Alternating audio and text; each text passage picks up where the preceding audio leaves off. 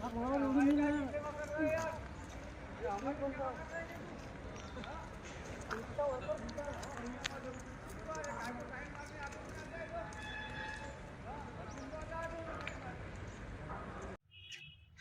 तो ये क्या जरूरी है, तो फिर ये शाम के समय बहुत ज़्यादा दिखते हैं बस, या तो अंदर घुसना पड़ता है, अंदर घुसने लायक स्थिति नहीं है।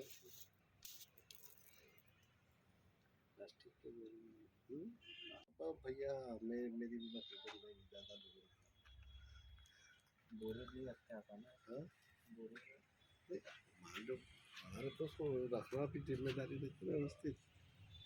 नहीं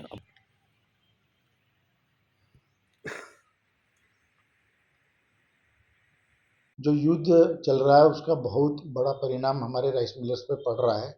कारण कि जो मिलर भाई एक्सपोर्ट करते हैं वह अभी इजराइल, यूके, इराक जो युद्ध चल रहा है उसका बहुत बड़ा बुरा परिणाम हमारे मिलर्स पर पड़ा है।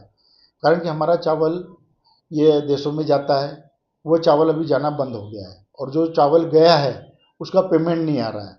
तो उसका भयंकर रूप से परिणाम, आर्थिक परिणाम हमारे मिलर्स भाइयों पर पड़ रहा है। और दूसरा ये कि एक तरफ तो सरकार बोल रही है कि उद्योग लगाओ और दूसरी तरफ जो उद्योग लगे हुए हैं उनके ऊपर सरकार का कोई ध्यान नहीं है। तो हमारा निवेदन है कि सरकार जो लगे हुए उद्योगों पर ध्यान देवे तो ज़्यादा अच्छा रहेगा। और मैं और मेरे सभी मिलर्स बहुत ये व्यापार से अभी दुखी चल रहे हैं। हमें पिछले 4 साल से न मिलिंग मिली है न ट्रांसपोर्टिंग मिली है। हम अपने एवं हमारे से जो जुड़े हजारों परिवार उनकी जीविका कैसे चलाए, ये हमारे ऊपर एक बहुत बड़ा प्रश्नवाचक चिन्ह है। अभी गोंदिया, भंडारा, नागपुर, चंद्रपुर जिले की लगभग 850 राइस मिल है जो कि सिर्फ कस्टम मिलिंग का ही काम करती है।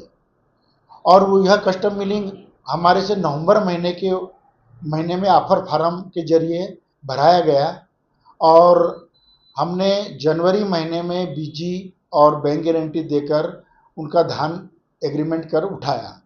परंतु उस बात को भी 2 माह बीत चुके हैं, वह अभी तक न तो हमारे से चावल ले रहे, क्योंकि चावल लेने का काम सरकार करती है, न हमारे से चावल ले रहे। और चावल 14 दिन के अंदर हमें गवर्नमेंट को दिया जाता है, नहीं तो हमें भारी भरकम पेनल्टी ली जाती है हमसे।